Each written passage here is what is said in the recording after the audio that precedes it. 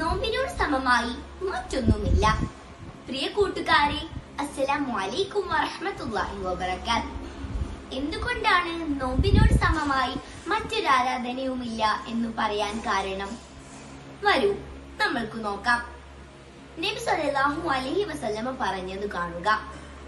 ഒരാൾ ഒരു ദിവസം നോമ്പ് അനുഷ്ഠിച്ചാൽ അള്ളാഹു അവനെ നരകത്തിൽ നിന്ന് 70 വർഷത്തെ ദൂരം അകറ്റുന്നതാണ്. 2. അള്ളാഹു പറഞ്ഞത് കാണുക. മനുഷ്യരുടെ എല്ലാ നന്മകൾക്കും 10 മുതൽ 700 ഇരട്ടി വരെ പ്രതിഫലം നൽകുന്നതാണ്. നോമ്പിന് ഒഴികെ അതിന് ഞാൻ കണക്കല്ലാത്ത പ്രതിഫലം നൽകുന്നതാണ്. 3.